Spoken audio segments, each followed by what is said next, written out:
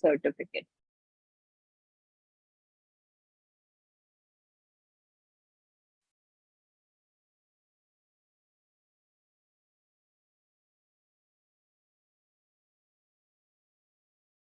Okay, I see none. I guess we can have the live stream.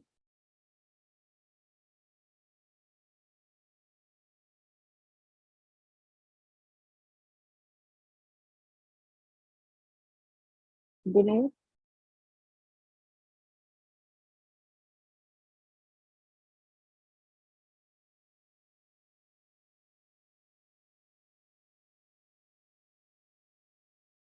Just confirming, are we live right now?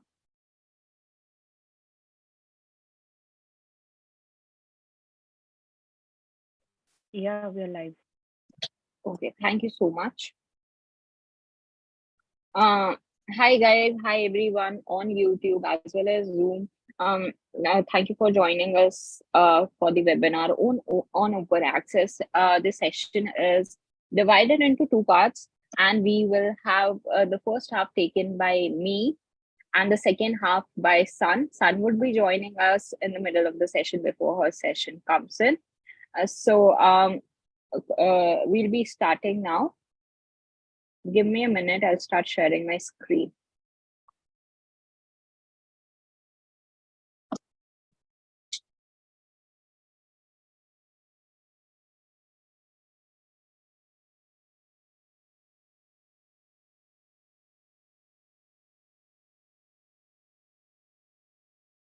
Do let me know once you are able to see my screen.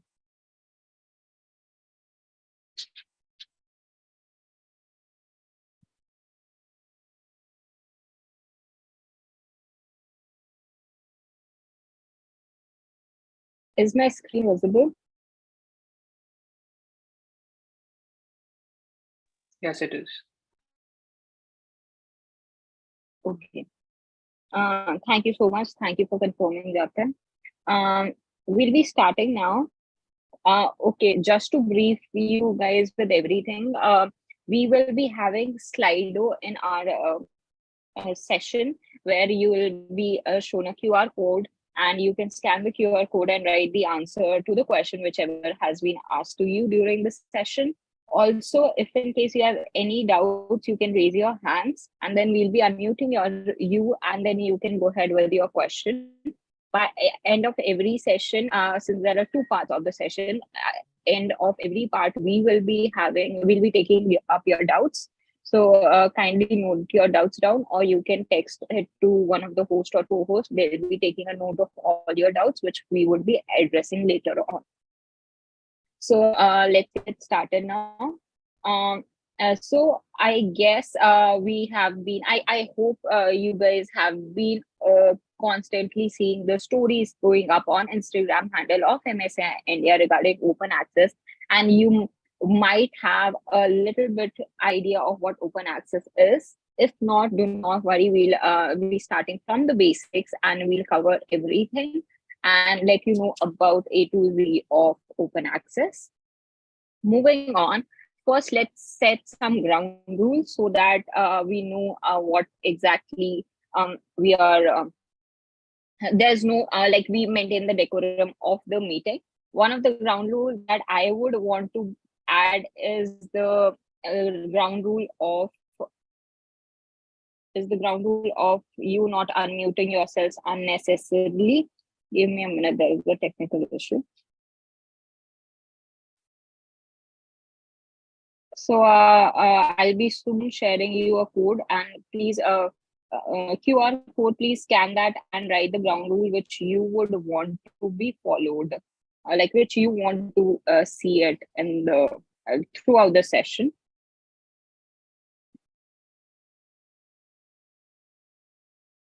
Is my screen visible again?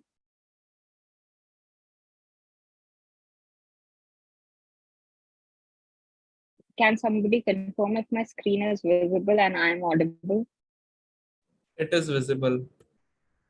Okay, great.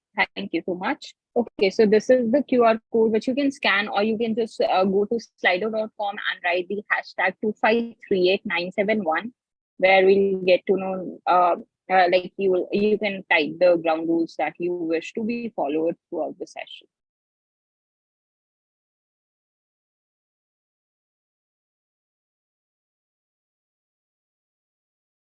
You guys have 5 minutes to do the same.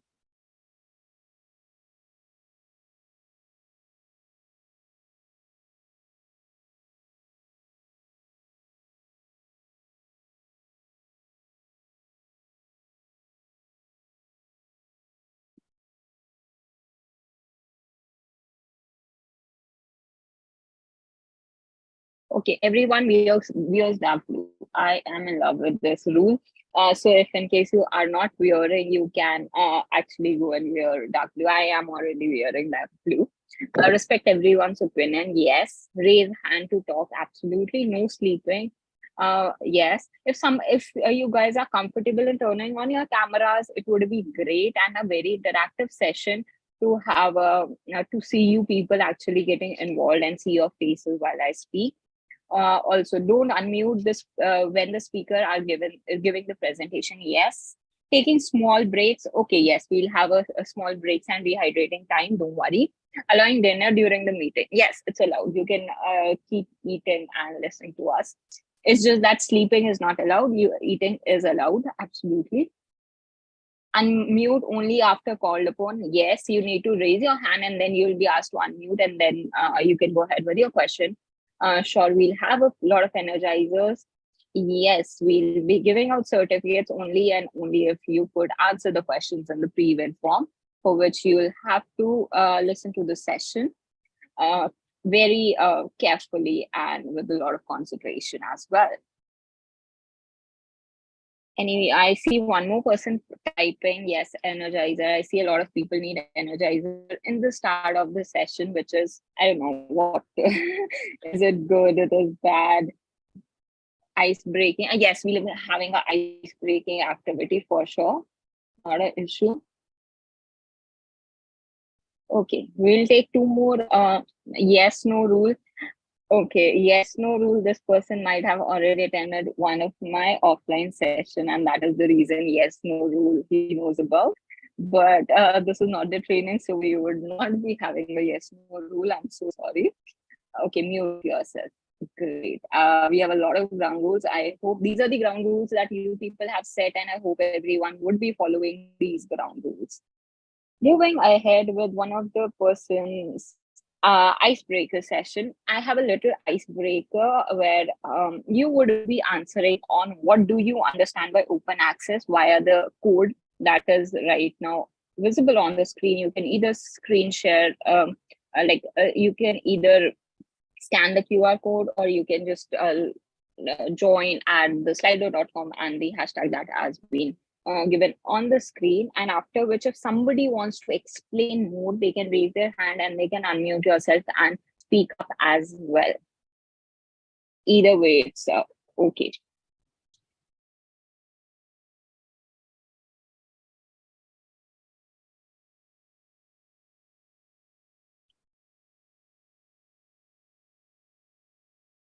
Okay, access to free journals, access to scientific journals, to have free access to research papers, yes. Open access to research paper, yes. I see you people have been going through the Instagram stories, or you people are really the research enthusiasts. I was expecting you people to be. That's actually great, and I'm glad to see the answers. I see a lot of people are also typing. Free access to scientific articles and papers. Yes.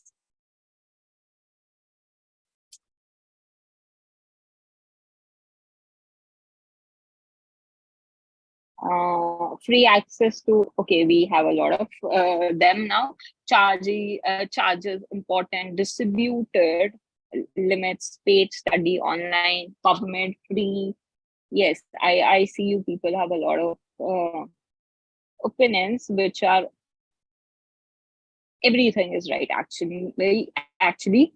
And as you see, access is the word that has been highlighted, that is actually common in all the answers that you people have given. Access, research, and papers are the most common words used in the answers that you people wrote.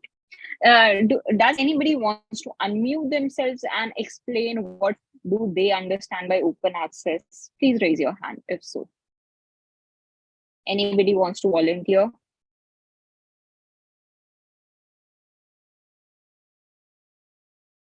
Or should I call out names?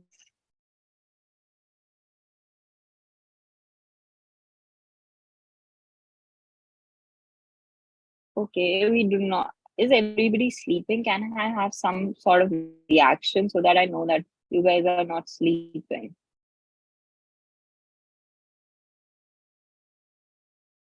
Okay, yes. Prasanna Kumar on their webcam. I can see that. Can I have a volunteer if possible, or I'll be nominating somebody? Okay, Prasanna, can you please unmute yourself and let us know what do you understand by open access?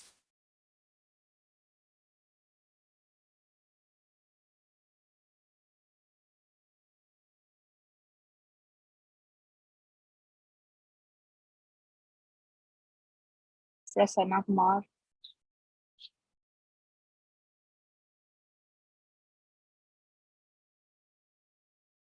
Okay, we have a volunteer, Monica Chaudhary. Yes, you can go ahead, Monica. I see nobody wants to speak. It's absolutely fine. You people have written all the answers, and one of the most common answer amongst that is okay. Sorry, that is access to research papers and to have free access to research papers, which is absolutely right. So we'll be moving on now. We'll be moving on. Yes. So this is a article that was published, and the title of the article is Growing Inaccessibility of Science. And can somebody like guess what is the irony on of this screenshot or this paper? Can anybody guess what is so strange about this paper? Why have I included it here? Can anybody guess it?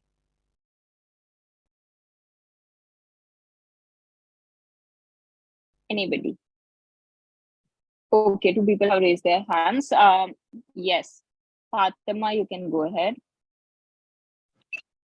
It's a paper on the inaccessibility of research papers, which itself is inaccessible. So Yes, absolutely. That's absolutely right. We'd also like to hear Ashleen for her answer. Yeah, so basically, it's an article about inaccessibility, but they are promoting the memberships there to access those journals. So that's the irony. Yes, absolutely. That's like, I'm glad you people could figure out what the irony is. And just to summarize what Ishleen and Fatima said is that the article is about the fact that how nowadays science is not accessible to everybody, how things are not accessible, the knowledge is not accessible, and to access this article itself, they are asking for money, and this article itself is not accessible to anybody. So moving on, you see that the top 20 publishers publish almost more than half of the research papers that have been published, other than like the more than half of the research papers published are in the top 20 journals, and the rest half published are in the other numerous journals that exist. So this data clearly states that the importance of why is it so important to have access to those top 20 journals, since those 20 journals would definitely have some sort of accessing fees or journal subscription fees they would require. and considering and seeing that most of the articles are published in these inaccessible journals, a lot of knowledge, knowledge and research papers are lost and not reached throughout the world or to the developing nations in general. Moving on, these are few definitions of open science that I would state. So open science, as per the Berlin Declaration on Open Access to Knowledge in the Science and Humanities 2003, we define open access as a comprehensive source of human knowledge and cultural heritage that has been approved by the scientific community. Open access contributions include original scientific research results, raw data and metadata, source material, digital representation of pictorial and graphical material, and scholarly multimedia material. So this is a definition that was given out during the Berlin Declaration. Moving on, there was another definition by the Organization for Economic Cooperation and Development, which defines open science as to make the primary output of the publicly funded research results, publication, and the research data publicly accessible in digital format with no or minimal restriction. So yes, these are the few technical definitions of open science.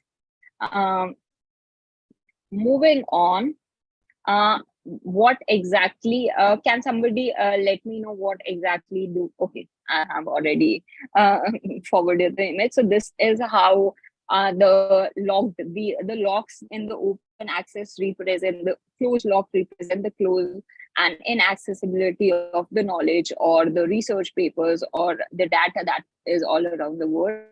And we need the open locks, that is the access to every single country, every single person, with minimum or no restriction. Moving on. So first we'll talk about open science. This is an open access week, as Jatin told. From 24th to 30th October, we celebrate Open Access Week. But open access is one of the pillars of open science. And the definitions that we just saw were of open science itself. We start discussing various pillars of open science. They are open education, open reproducible research, open data, open review, and open access. So what open access is, as you can see, it's as you might know, it is the fourth SDG that we require quality education. So open education aims for providing open education resources, be it books, be it any form of knowledge, or be it in any stream, not just medical education. So there are open calls where by MIT 2002, the Cape Town Open Education Declaration 2007 included open education as one of the pillars in open science as well. Moving on with the second pillar of open access, open science, it's the open data.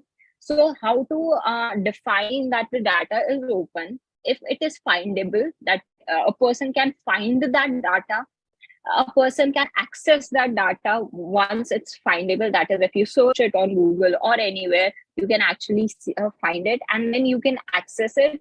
Since you see the last that ironic paper that I showed you in the starting, that talked about the science not being accessible nowadays, it was findable. You could find that article, but it was not accessible. So I guess now you understand the difference between findable and accessible.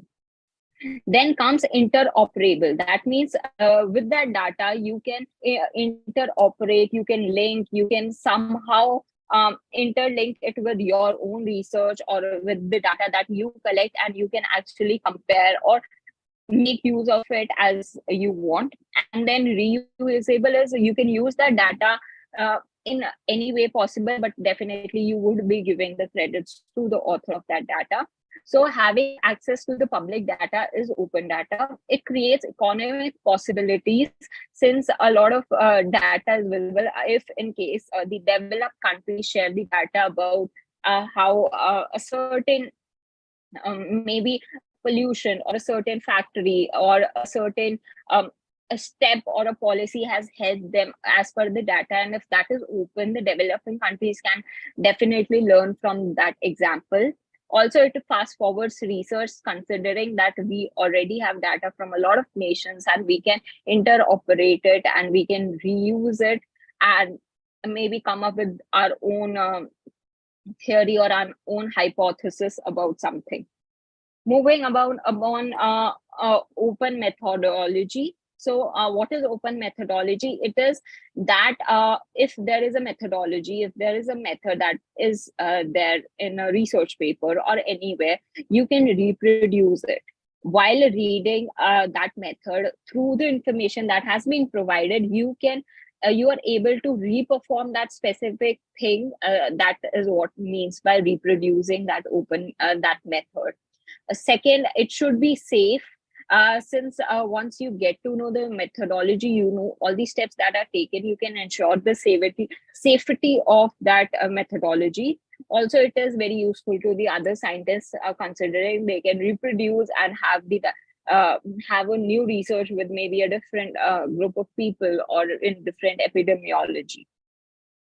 Moving on, open peer review. So what an open peer review is, a peer review is when you submit your journal, your manuscript to a journal, and it is reviewed by one of somebody like you only, one of the aspiring researchers or already researchers who publish their articles. So open peer review means that the identities should be revealed of the person who is actually reviewing your paper. Open participation means that anybody can volunteer to review and give their inputs, as well as preprint servers.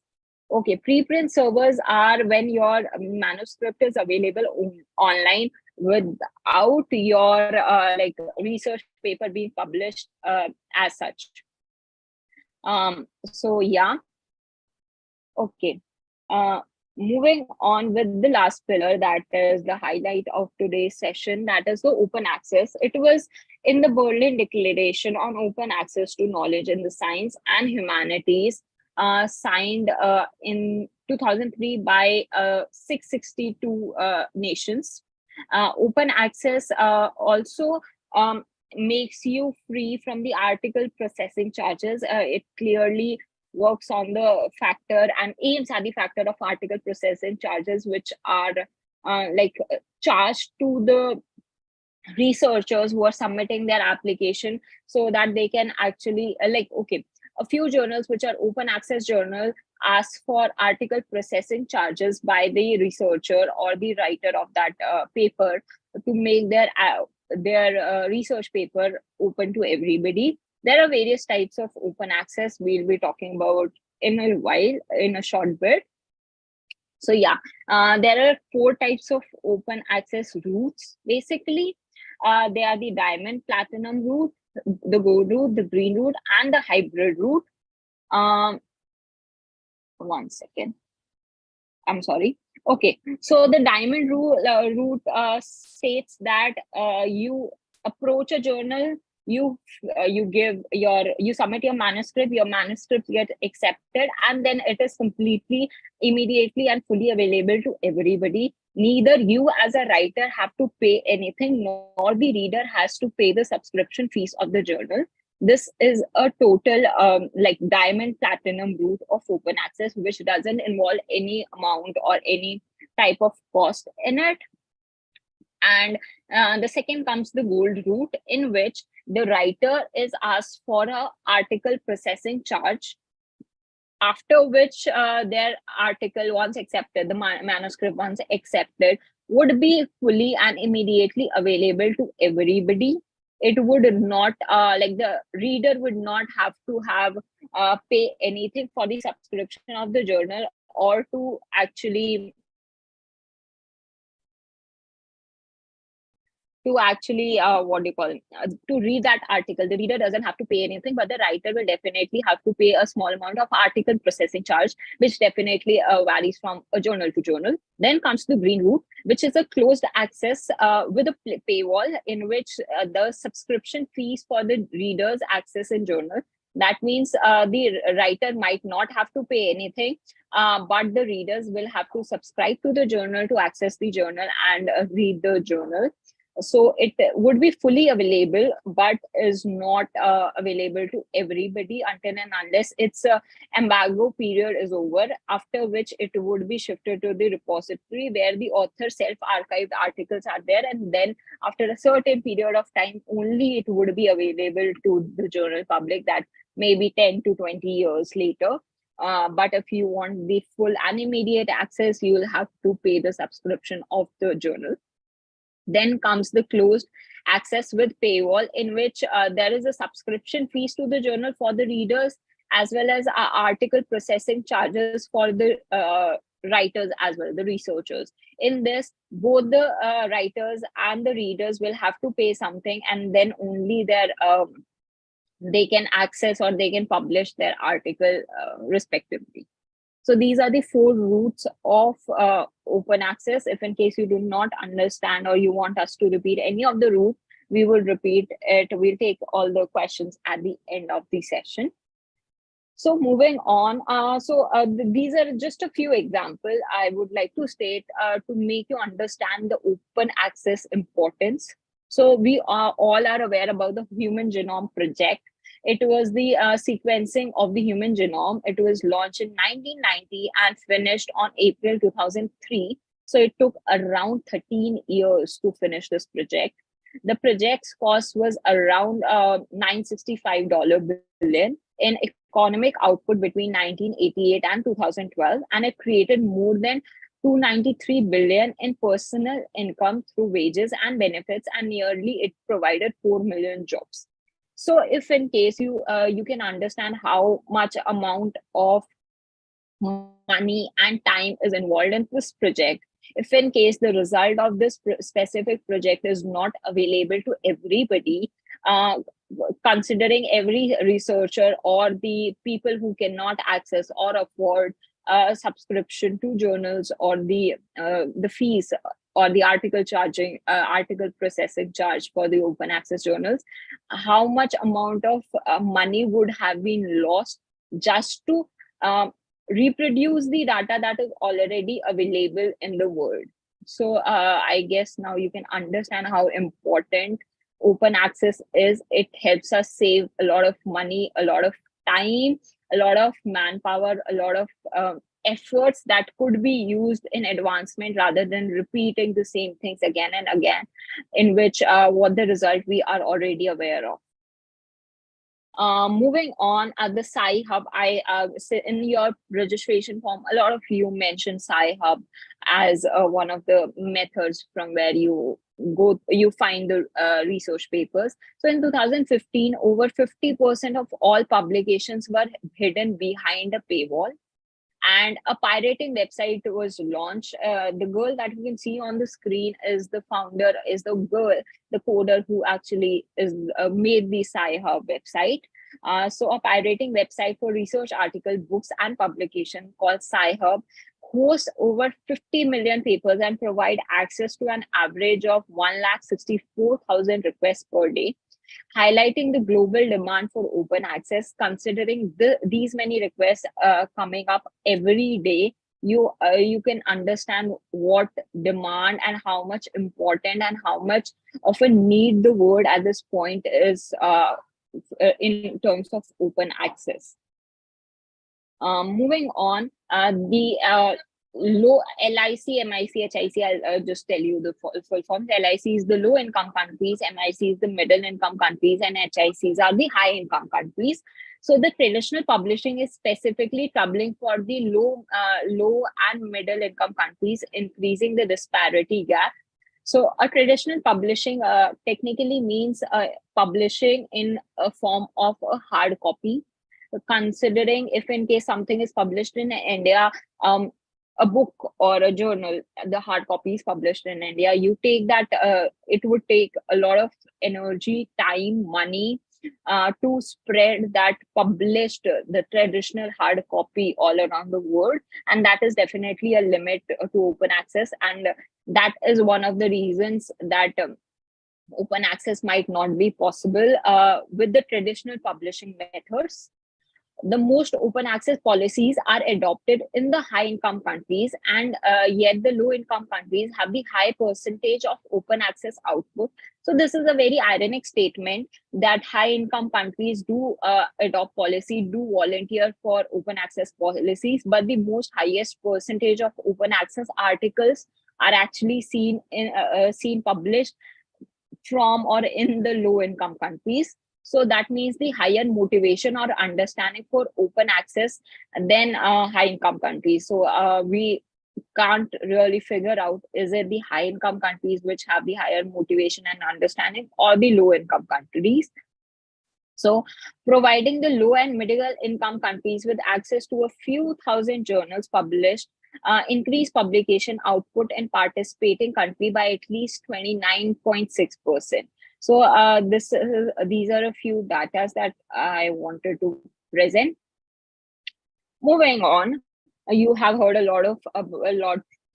many things about open access. We went through open science, various pillars of open science. Now I would like you to answer of how do you think an open access benefit us as medical students, or us as a healthcare professional, or us as doctors? As you know the procedure, I can already see 3 people started typing, and I'm glad about that. So yes, please type in, or if you want to unmute yourself, you want to speak up on how can open access, you want to share your views, you can raise your hand, we'll unmute you, and then you can go ahead with sharing your opinion. So yes, open access saves money, it boosts curiosity. Yes, absolutely. When you can see a lot of articles, a lot of different topics, you might get curious about many things. It boosts curiosity. Yes, we can get information quick and free. Absolutely. It is faster. Yes, advancement, increased chances of research development. Absolutely right. Develop health standards. Yes, it would definitely develop health standards if any advancement in the medical fraternity is shared and is open and accessible to everybody. It keeps us in loop with the new development in medicine. Yes. The accessible to the underprivileged as well. Yes, it would also provide access to the underprivileged people with all the advancement and all the knowledge that is there in the world. It refines our own research. Yes, we can refine our own research by the literature review process. Okay, more advancement in less time. Yes, since we'll not be wasting our time, energy, money, manpower, human resources over doing same thing again and again. Helps with small scale assignments. Yes. It enhances chance to learn more, and you can have something unique of your own. Yes, it definitely increases the chances to learn more. You can you have the knowledge, the word of knowledge in front of you. You can just open it, you can access it, you can gain knowledge, you can learn. I see a lot of you have answered as develop health standards. That is why it is the most highlighted part in the whole the web that is being made. Yes, we can stay updated. It increases interest. It improves research standards itself. Yes. Okay, I see one more participant typing. Anybody wants to unmute themselves and speak, please feel free to raise your hands. We'll unmute you, and then you can go ahead with sharing your opinion. It contributes to quality reassurance. Yes, absolutely. Considering that there would be a lot of people and your research is accessible to everybody, people might be more motivated to maintain the quality as well. So yeah, you people are all right, and I am happy you understand how is open access benefiting us and how important and why do we actually need it.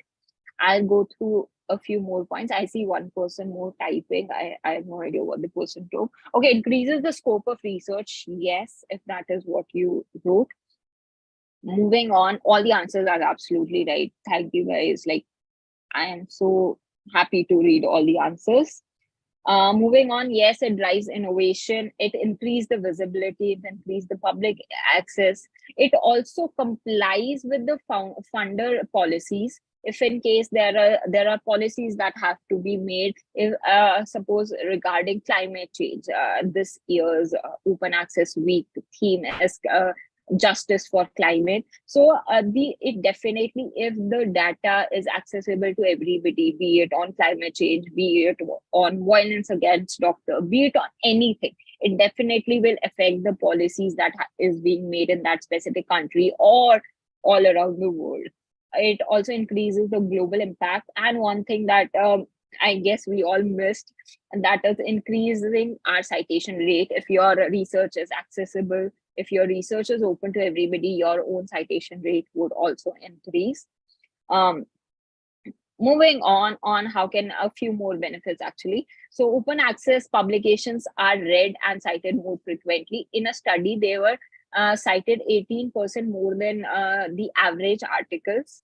It also, there is a significant benefit through evidence-based decision making and advancements for NGO, health organization, and upcoming technologies based on the research, the data that has been collected via those research.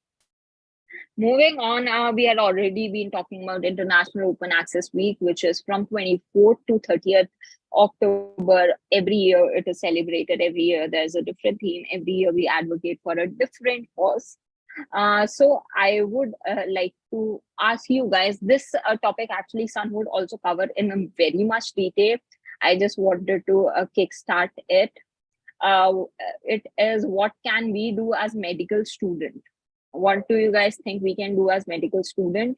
The same way, either scan the QR code or go on to slido.com and then just write the hashtag that is given.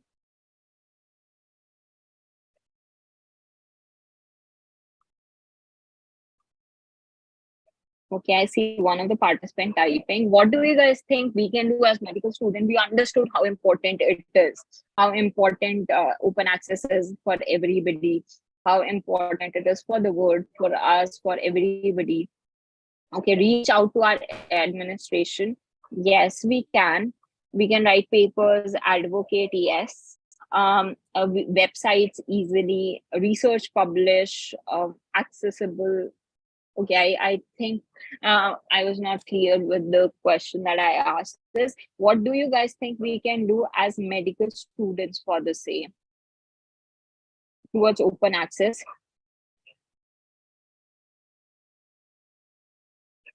Okay, advertise about open access at our colleges. Yes, we can do that. Publish research. Okay, publish open access papers, I guess that is what you meant. Publish research on accessible website or accessible journals. Yes, absolutely.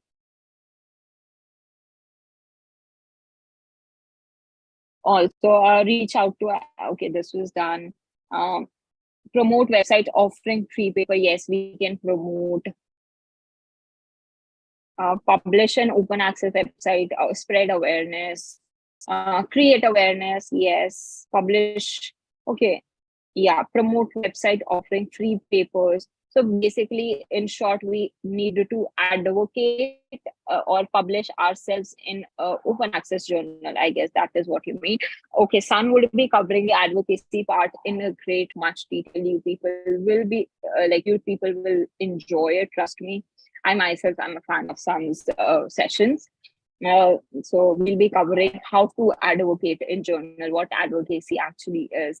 So yeah, moving on with publish an open access website. Okay, yes, I guess nobody else is typing. Great, all answers are absolutely right, and we'll covering this in great depth soon. Moving on, yes, you people told already, we can campaign at our university and faculty. We can demand the research output to be open access, open data, and open reproducible research.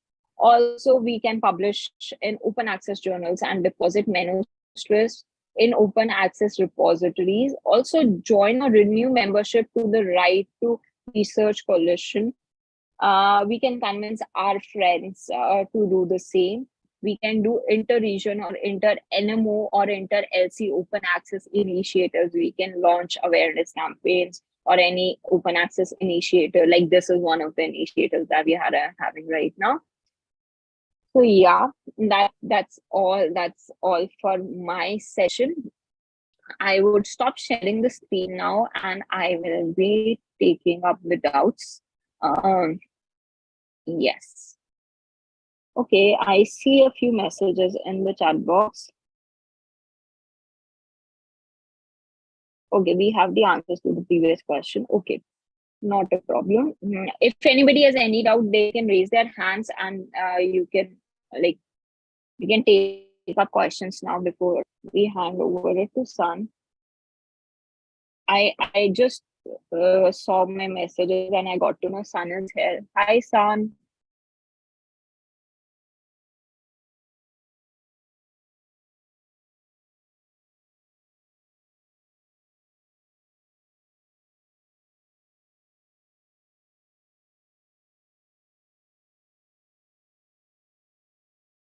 Okay.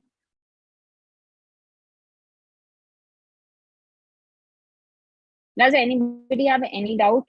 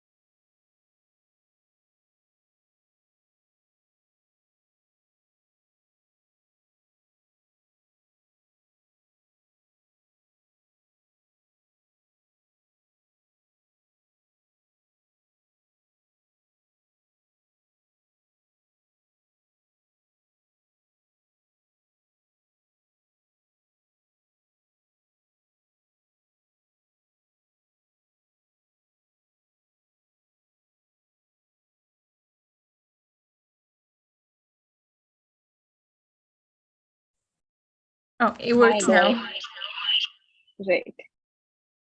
Okay. Guys, we have Sun with us. Sun is right now the external affair assistant in the school IT.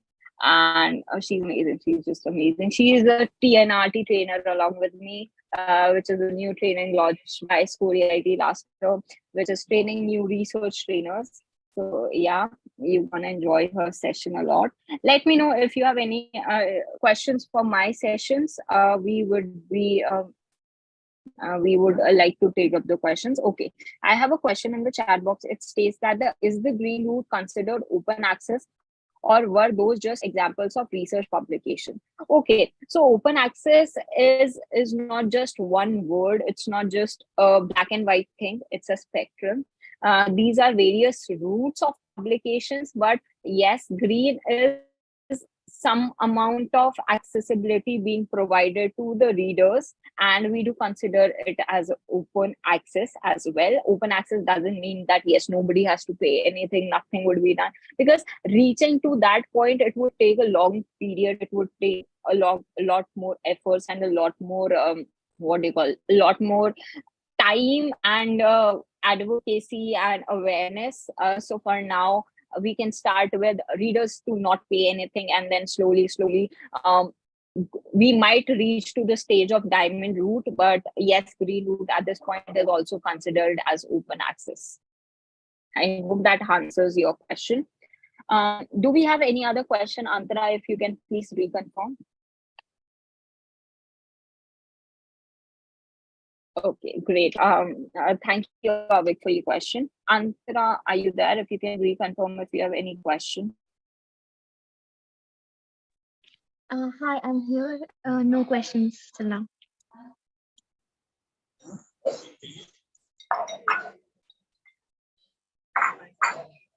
Okay, and from the YouTube, we'll be taking up all the questions at the end of the session. Don't worry, guys. We'll be taking up at the end. Not a problem. Okay, Sun, we can give you the access to do so. I think, Sun, you can. So when I I click to choose to whom I can send the message, I can only send the message to hosts and co-hosts. I'm cannot- so sorry. I'll make you the Okay, co-host. now I'm able. Thank you so much, Kritika. It's absolutely fine. Yes. Should we start now or should we wait for 3 p.m. sharp, like in 2 minutes? I don't know. Should we like have a break of 2 minutes? Yes, we can have an energizer. Any energizer. Sun, if you want to suggest something. I haven't Okay, we really have another. prepared- Sorry. Sorry, I'm so sorry to just interrupt. We have a few questions in the chat box I would like to answer. How are researchers benefited from open access? Harshita's question it is. So yes, researchers definitely your citation rate improves by open access. Also, your literature review quality improves as a researcher. Also, it's not like you are wasting your time and energy on something that has already been done. Also, like there are many, I can think of all of them at this point.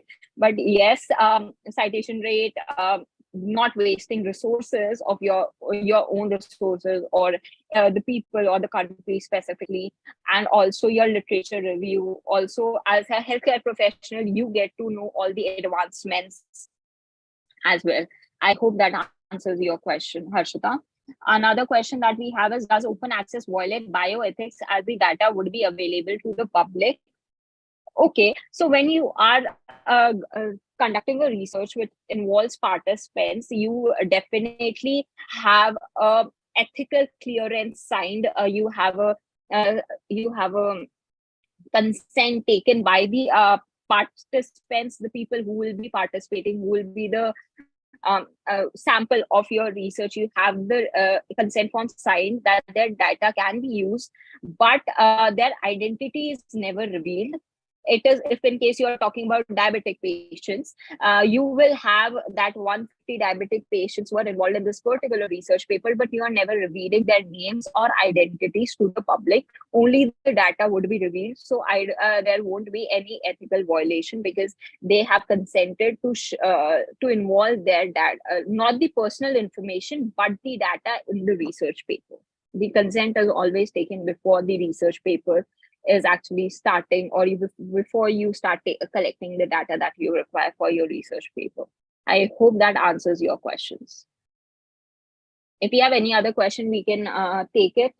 Please type it in next 10 seconds, or then Sun can go ahead. Sun is like, okay, I want to go ahead. She's like, okay, when I'm going to start. It's okay. Thank you so much, Kritika, for the invitation, and thank you for introducing me. So hi, everyone. Very glad to be today among you in the Open Access Week. Very proud to see more NMOs getting involved in the open movement. And I'm thrilled today to talk to you about how we can advocate for open access. So I'll just ask you to join this link because we're going to work on WooClap. It's going to be an interactive session, whole session. So please join me in WooClap, and I will share my screen now.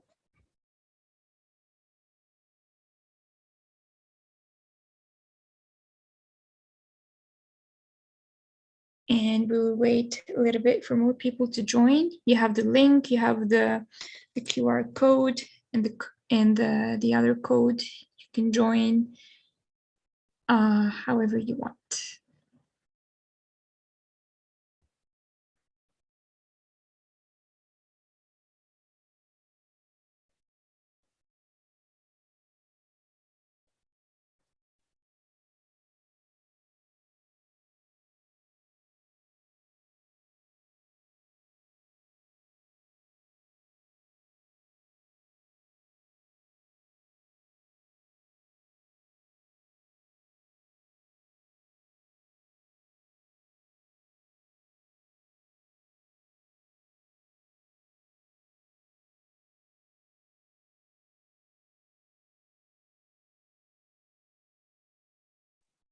We need more people to join.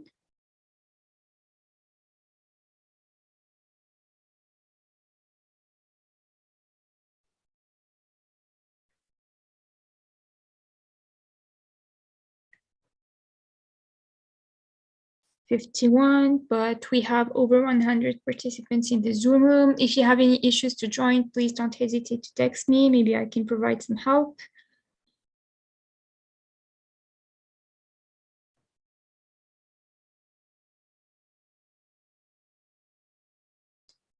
Okay, I'll give you 1 more minute to join.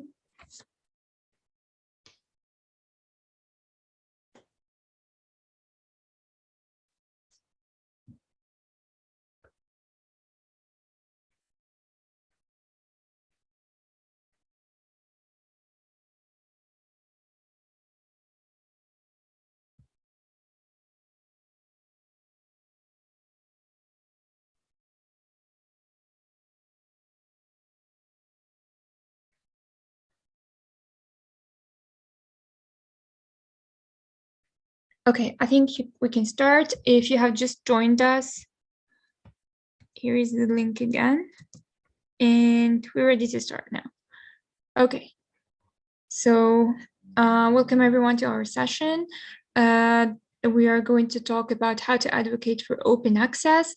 I am Sana, you can call me San for short. I'm currently serving as the IFMSA SCORI External Affairs Assistant, and I am also the former SCORI Activities Development Assistant in Nouri of IFMSA Morocco. So first question, how are you feeling today? I would like to know. Great. Chill, happy, good. Blessed. Awesome. Happy. In holiday, lucky you. In holiday mood. Lazy. Okay. Hopefully you feel more energized by the end of the session. Oh, someone is sleepy.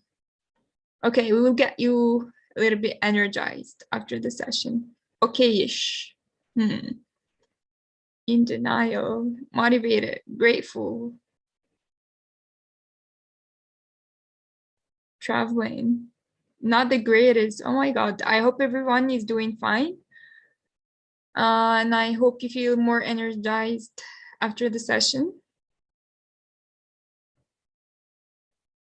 And more motivated. Just amazing, energetic. Amazing answers. So we can move to the next slide now.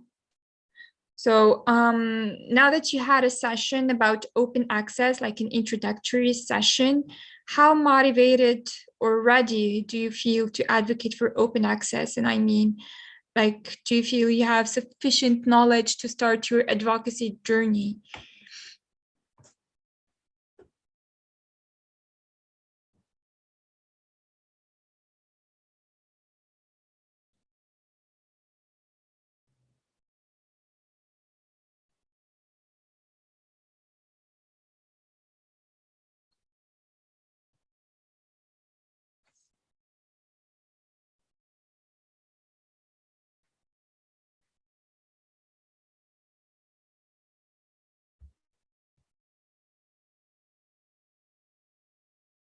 Okay, so for like the predominant answer, we need more answers. How do you feel? How ready are you? Or how ready do you feel?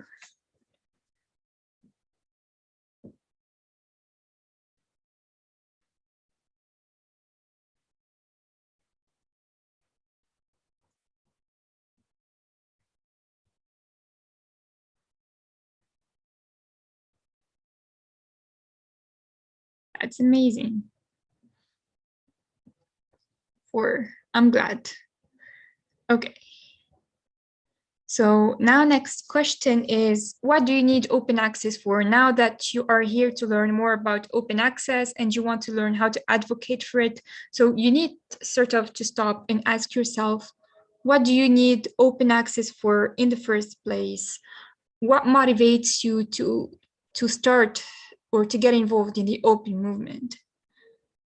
Okay, so we have knowledge, research, and awareness to learn, doing good research, information, research studies, information, publications, data, gain, improving research. So we have knowledge and research are like the big answers. So like these two words were submitted many times. Increasing curiosity, field, well, step-in projects, kickstart, accelerate development, critical analysis, evidence-based studies, promote reliable knowledge. And these are all great answers. Horizon, info, access, critical analysis. Great. I think we can move to the next one. So why did you get involved, or why do you want to get involved in open access advocacy research studies? Okay, maybe you can write full sentences this time. We'll see if you can express yourself. You can write it in the form of a goal. I want to do this, access data. It has helped me, so want to help others. So like share the benefits of open access with others, to do my own research, to do research. It has helped me, helping in research, for getting help. Research is knowledge, experience problems during projects. Research help to get better material for assignments. Okay, to help forward and get the community into open access, to actually understand various dimensions of research, to increase awareness. It might help me in my own research, improve our knowledge on a research topic, to help advance and accelerate research in healthcare. As a student, to gain knowledge and experience.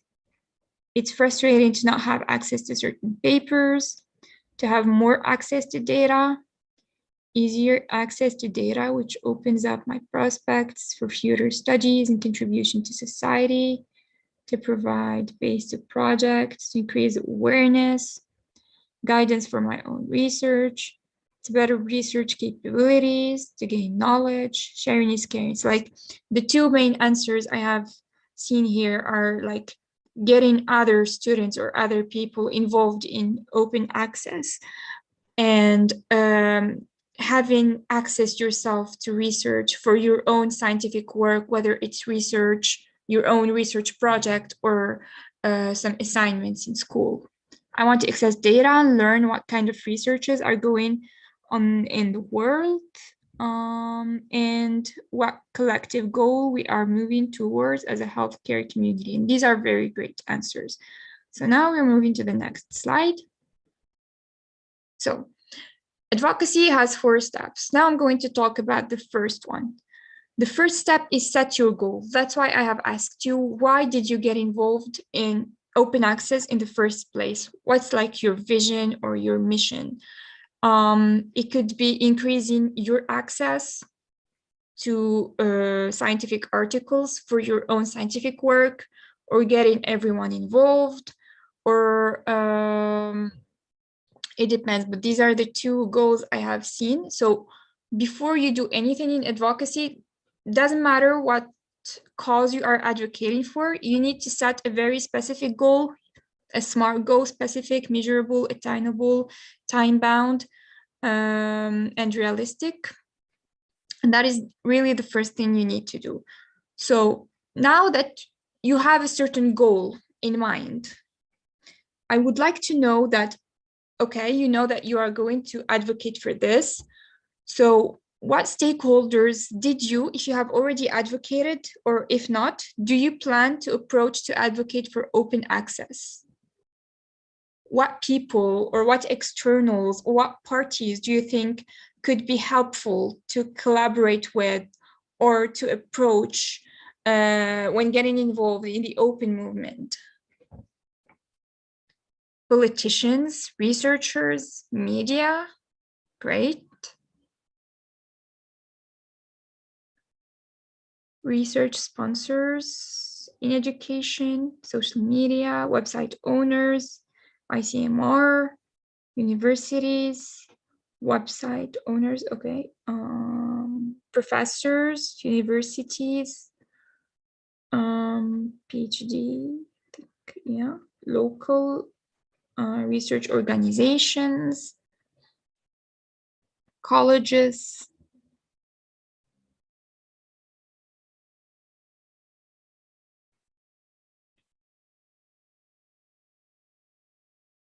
e-library, colleagues, colleges. Okay, so researchers, social media, students, and universities are the ones that were repeated a lot.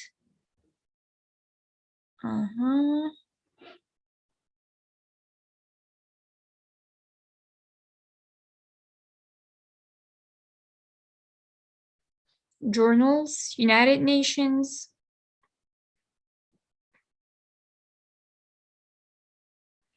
ebooks.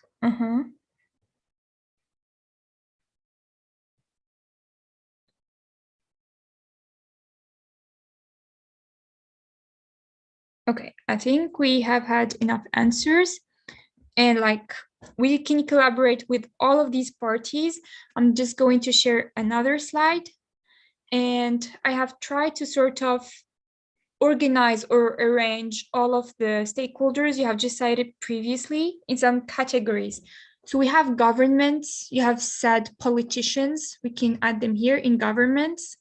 We have universities, and by universities, I mean colleges, medical schools, academia, professors, etc. Researchers, you have said that, researchers and scientists, so people who do research and publish. Students and student organizations as well, like IFMSA or IFMSA NMOs. We have NGOs, you have said the United Nations, for instance. All right, so how can we sort of or why would we need to collaborate with each of these people on open access? I'm going to explain how. So for instance, with governments, we can call governments to develop and adopt multi-sectoral policies that adhere to principles of open science. Or we can call on government to ensure that national funds are dedicated to research projects under the premise of open science. So like this could be your initial goal, and then if these are your goals, the goals you want to achieve by the end of your advocacy project, then when you're targeting your audience, you will for sure work with governments, or you will approach your government or politicians in your country. For universities, you can call universities or medical schools or academia to demand their research outputs to be open access, open data, and open reproducible research. You can call on them to accelerate their efforts to promote open resources, technology, and teaching practices in education through deployment of free and open source software and providing the necessary training to staff and students. Or you can call on universities to mobilize resources to the development and maintenance of university-based repositories. And then we have researchers. So you can call upon researchers to create and disseminate their research under the conditions of open science, etc. Or you can call upon them so they can publish in open access journals or deposit their full research output in available open access repositories.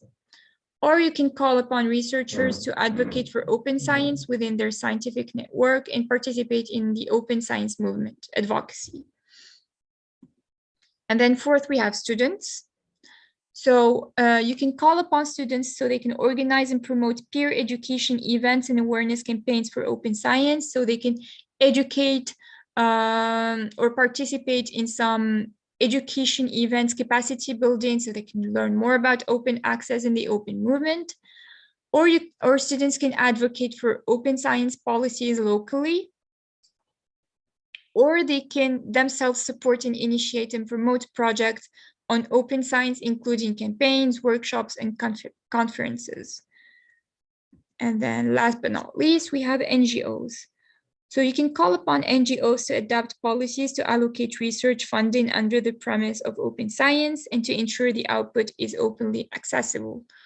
or you can call upon them so they can invest and mobilize resources that support the transition toward open science, or advocate for open science as a foundation for advancement of science, healthcare, and public good, namely publishing in open access journals, depositing manuscripts in open access repositories, and ensuring underlying data is openly available where appropriate. So I just cited 5 of the possible or the potential stakeholders you can collaborate with when advocating for open access, and what are the things you can request from these 5 stakeholders. All right. Now, I would like to know, what issues did you face while advocating for open science, if you already tried to advocate? Or what are your fears or your doubts? If you have just joined, here is the link again, so you can join our WOOC lab. We are having an interactive session.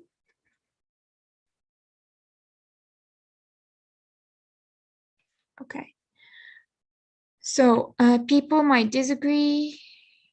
Free, paid website, understanding, community, Google, inflated, lack of enthusiasm. People might disagree.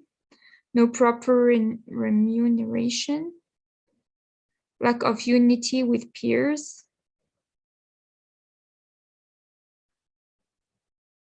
not understanding,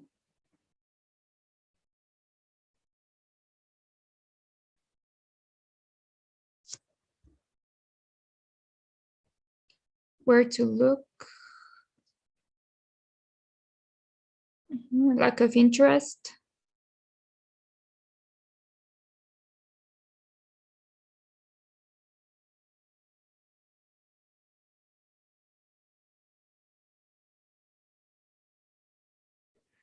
on the issues that you have faced, or if you have any doubts or fears about getting involved in the open movement.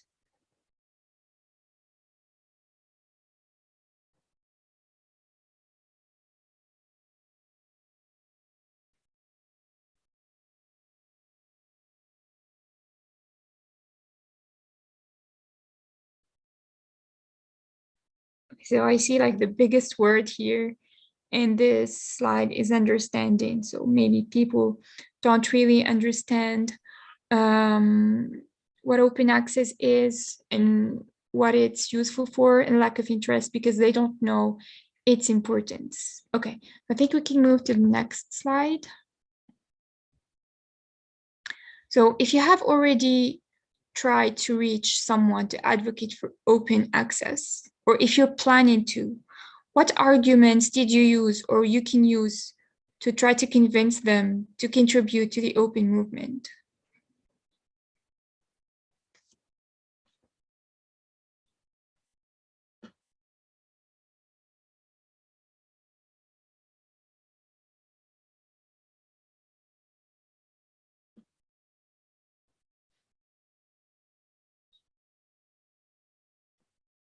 So it increases visibility of the article.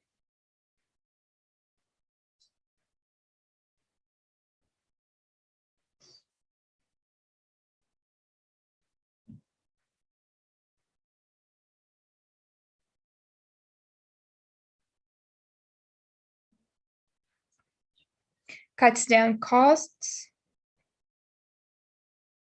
increased citation, increased critical analysis,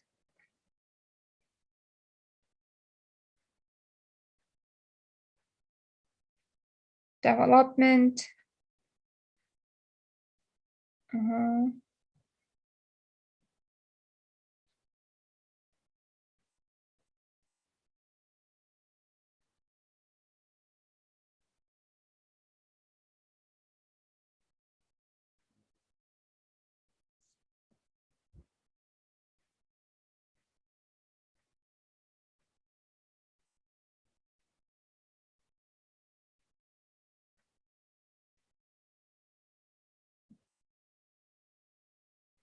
So importance of open access.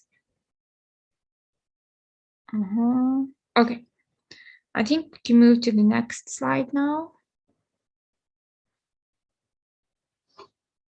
So now that you have set your goal and you know which audience you will target, or which externals you are going to approach during your advocacy journey, you need to customize the message for the stakeholder by identifying their interests and conveying a message of specific interest to them. So you need to arouse their interest. And there's a trick to it, how you can do it. And here's how. So first thing, you need to address their pain. Okay, so maybe you have decided you're going to approach your medical school, or you are going to approach researchers. You need to address their pain or their fears. Why wouldn't they get on board? What are their doubts? What are their concerns? That's the first thing. You need to look in the literature, or you can ask them directly, what are their doubts? And try to sort of answer these questions like, okay, if this is your concern, then we can solve it this way. So this is the first thing you're going to do. You need to address their pain. And then you need to prove gain. Just like you have said, you will sort of showcase or explain the importance of open access to them. Like it would increase the visibility of their work, higher citation rate, etc.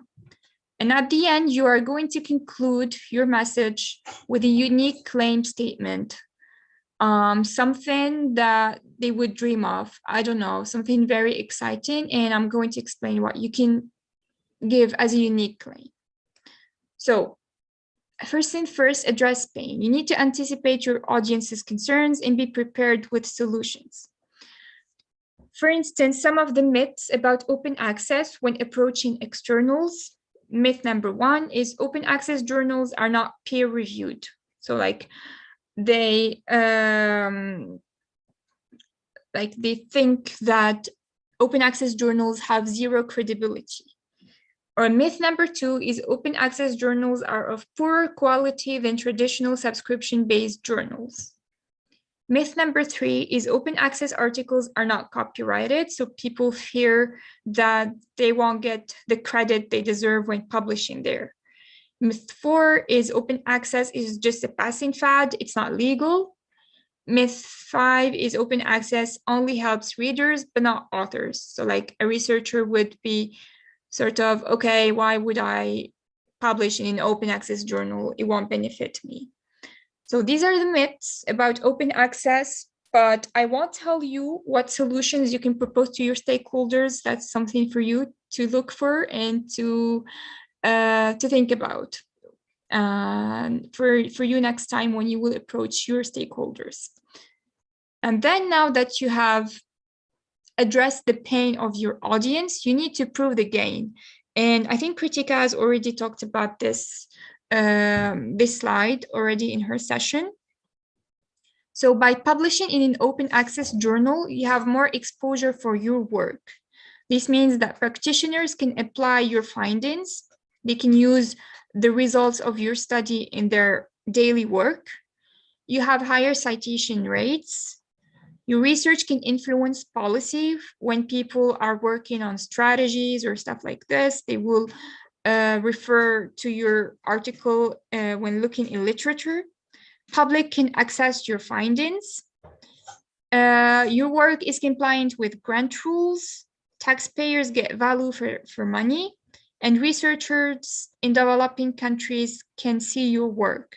So these are some of the arguments you can use when trying to convince researchers to publish in open access journals. And then last thing, in unique claim. For instance, you can explain to them why your federation is the best stakeholder to work with on open access. For instance, in IFMSA, we can say that IFMSA is the largest and oldest medical students network in the world. It has been serving since 1950 and stuff like this. And then maybe you can do the same thing for your NMO for MSAI India. So that's it about the strategy. Now I want to know if you have already led any advocacy efforts or actions in your NMO. What were these activities or actions? Like, what did you actually do to get the stakeholders on board? Whether they are students or governments or NGOs or researchers.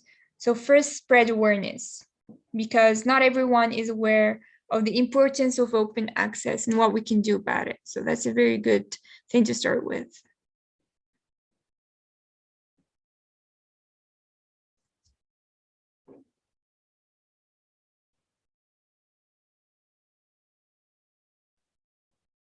Explain the cause and the need. Yes. Student, NMOs, collaborate, organizations. Okay, maybe you can give actions and activities.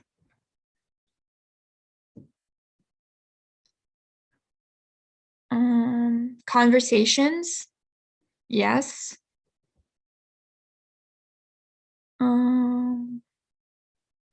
Hold sessions. I believe it's for capacity building, like educating students about open access. Yes. Include, collaborate, councils.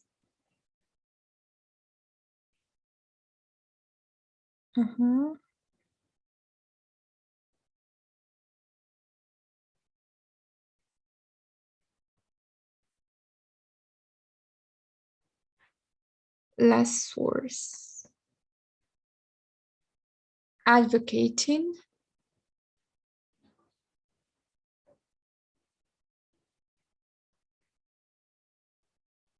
Holding meetings. Motivating, using the social media. These are great ideas. Policy document by MSAI India. Great. And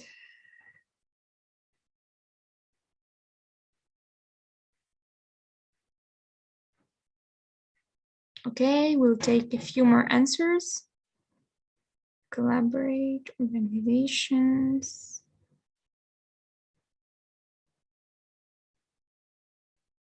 Research about open access. Yes.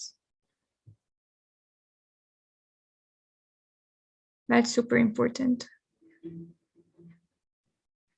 Motivating students. Social media stories. Great. I think we can move to the next slide. So we can like sort of summarize all of the actions in policy documents, campaigns and conferences to raise awareness, capacity building to educate students about open access, building partnerships and collaborating with other parties that can help us in our cause. And of course, I forgot research studies to assess the situation of open access and try to sort of find the necessary evidence to advocate for open access and get everyone on board. And there could be other activities you can think of course. All right. Now that you have led your advocacy efforts, whether they are awareness in social media or campaigns or policy document or a research project, what would be your follow-up plan? You have done your advocacy. Will you just like say, okay, I'm done, I have advocated, and just like stop everything, or what would you do?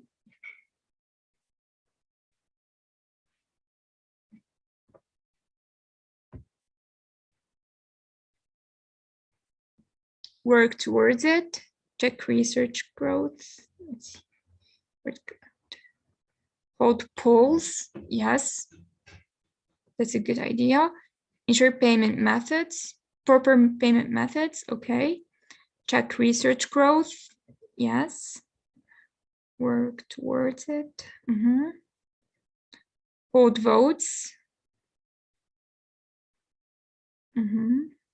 Progress reports, yes.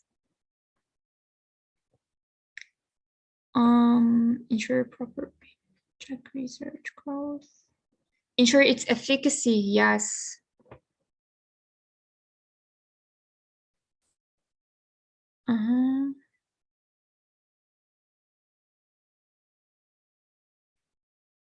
Hold interactive meetings. Yes.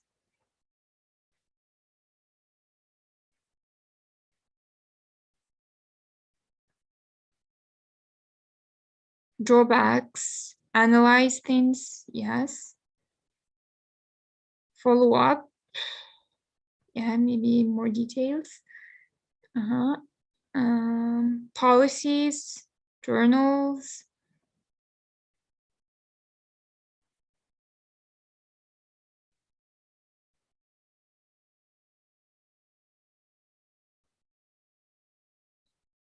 Okay.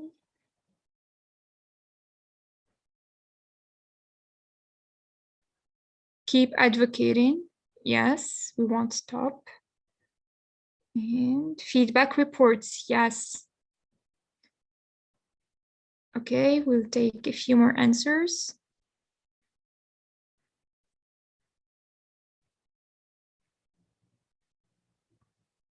Forms.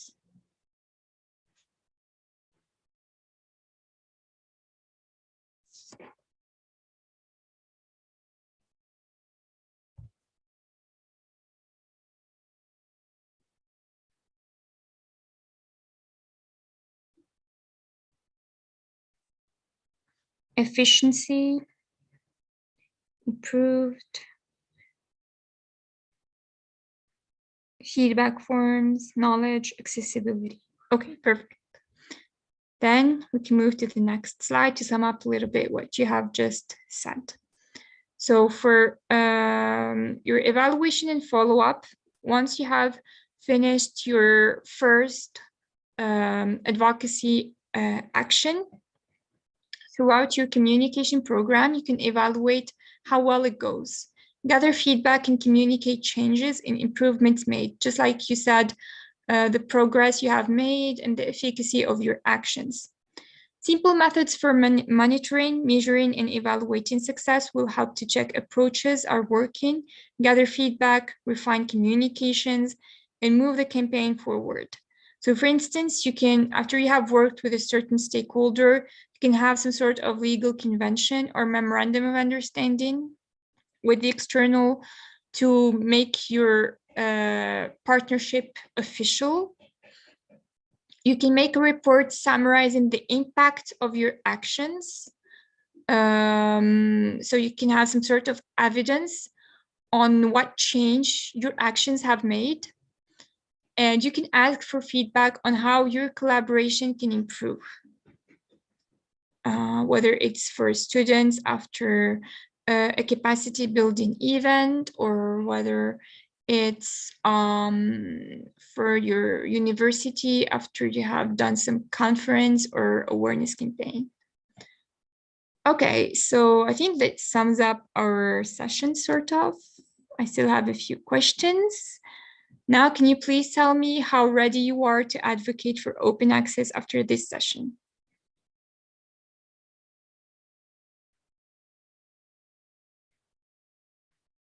Okay.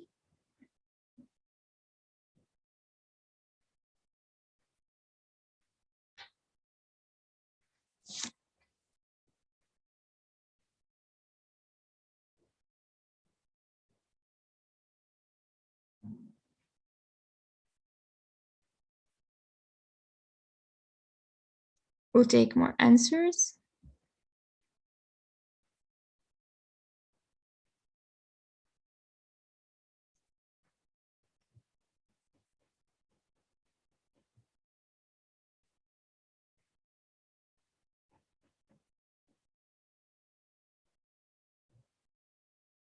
Okay, I think there's some progress so far.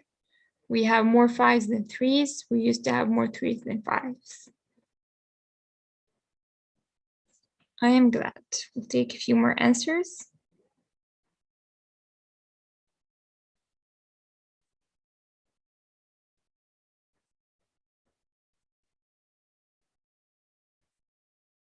Okay.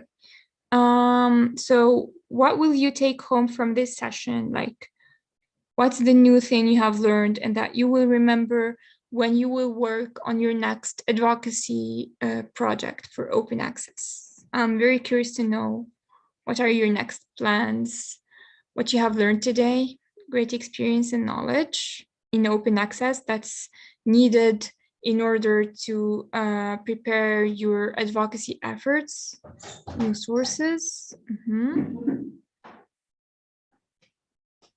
Proper procedure, yes. Everyone, because we need some sort of interdisciplinary approach. We need to get everyone on board in order to advocate. Approach people, experience, okay. Stakeholders, yes. Ability, research source accessibility, yes. Advocate in the middle, yes. Open and access and advocate, yes. Contributions. Address the pain, yes, that's a plus. Because people have concerns, and if they're not cleared, no matter what gain you will show them, they will still be thinking about their pain. So you need to sort of cure that pain and then prove the gain. More confidence to advocate. I'm very glad. Confidence, yes.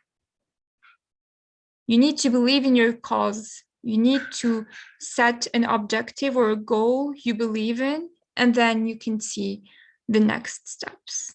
That's really the first thing to it. Knowledge should be free.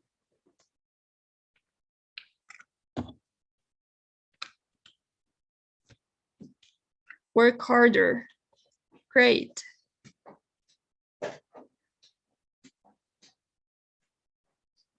Okay, we'll take a few more answers. Better perspective. Open access awareness. You need to raise awareness because not everyone is aware of the importance of the topic.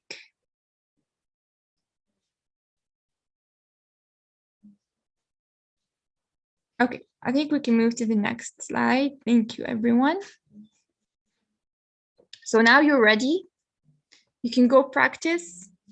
First thing you need to do is set your goal. What are you looking for? We have talked about the different goals you can seek throughout your advocacy plan or project. After you have known your goal, you need to target your audience. Who are you going to approach? They could be multiple stakeholders in one advocacy project. And then you need to build your strategy, convey a customized message to your audience by addressing the pain, proving the gain, and then presenting a unique claim. And then at the end, you need to follow up by evaluating your effort, trying to showcase the impact of your project and seeking the feedback of your partners. So thank you so much. This sums up our session today. Do we have any questions? This is my email address. You can text me whenever you want. I'm always at your disposal. Thank you.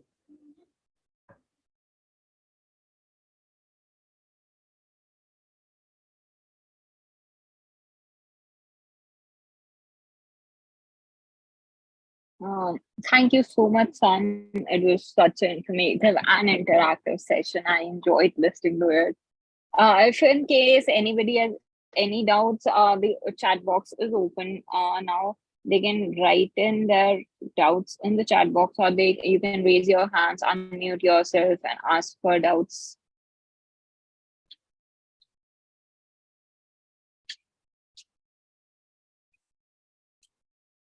Any doubts?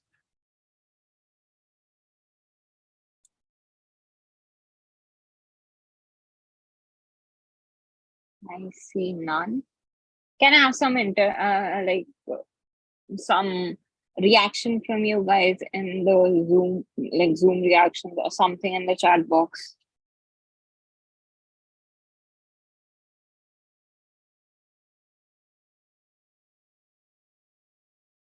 Okay, we have a doubt. Can you name some journals which allow open access to their papers? Sun, if you want to take the question. Yeah, there are some. I just don't remember the names, but like I can share with you a website where you can find all of the open access journals. Let me just look for it. Here, I will write it in the chat.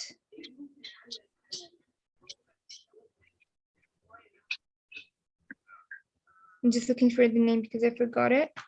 And you can find all of the directory of open access journals.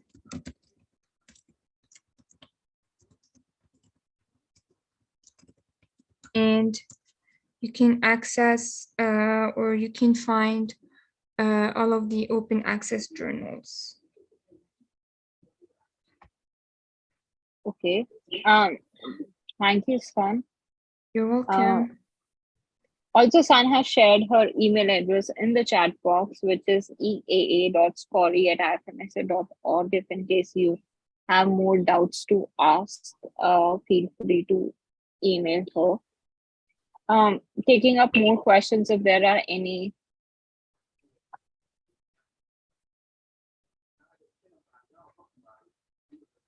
Okay, we have a thank you for you, Sun. It was an enlightening session.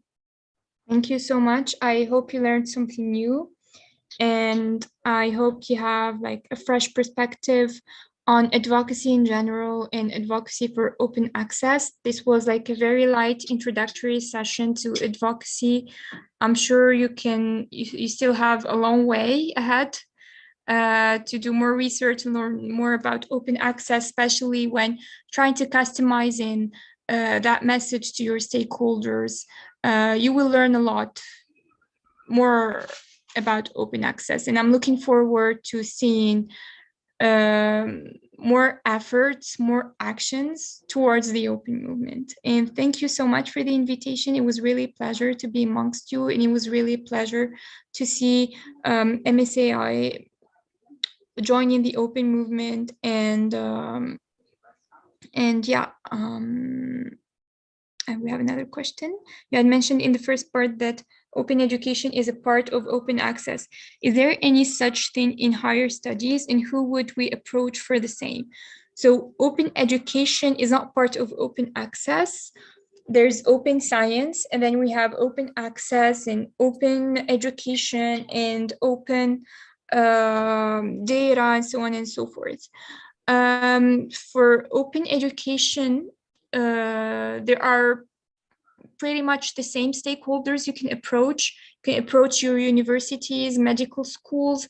You can approach organizations working on open education, like open education resources, like Spark. You can approach governments, pretty much the same stakeholders. There are just a bit small differences maybe when customizing that message and when setting your goal. That would be the difference, but like the audience is pretty much the same.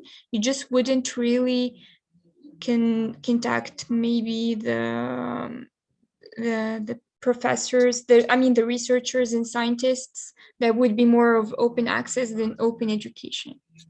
Okay, we have another question. What should we do if our research paper doesn't get published even after accessing journals and articles which have open access? Well, in that case, you wouldn't be able to publish in any other open access journals. So we will either try non-open access journals, or you will decide to just give up. I mean, in case all of the open access journals have turned you down, and taking that decision will depend on you, on your principles, on how devoted you are to the movement. This is what I'd say. Do we have any other questions?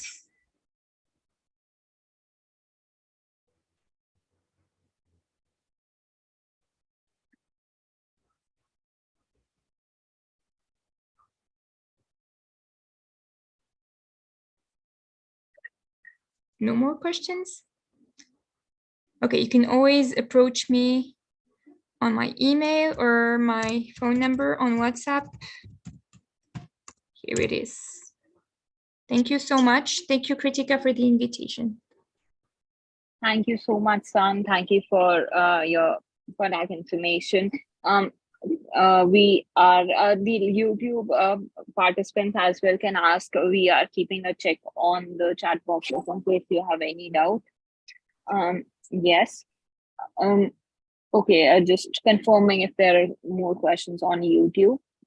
If not, we can wrap up the session as well. We'll definitely have a group photo. Also, we'll be sharing a post-event form with you guys. You need to fill the post-event form to get the certificates, and the form would be open for next 15 minutes and not more than that. So yeah, and it would be shared here in the chat box itself and not on the WhatsApp group that was created earlier. Also, somebody is asking, San, if you can share the PPT and the groups. Are you comfortable with sharing your PPT? So I don't have it in a PPT format. I have it in a WooClap format. I'm not sure how I can share this, but I will keep in touch with you, Kritika. I'll try to convert it to PDF or PPT, and I will send it to you, and then you can send it to the participants. Okay, thank you so much, San. I'm sharing the post-event form as well in the group. Just take the you can fill the post-event form after the session is over. Just keep the link copied in your clipboard or anywhere open so that you can fill it. Also, yes, that's it. Thank you so much, San. I enjoyed your session, and I guess so did our participants. Give me a minute. We can. Just let me check the YouTube.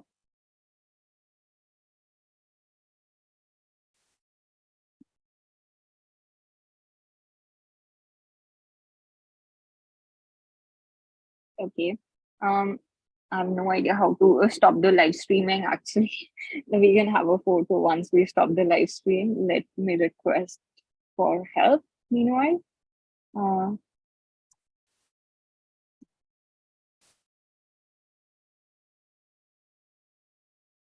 I just loved, and I'm happy to have you here, San, and all the participants as well. We as speakers enjoyed, considering that everybody was so interactive and actually responded in WooClap or Slido that we had. We'll be stopping the live stream soon. I think the live stream is stopped now. If someone can confirm if the live stream is stopped.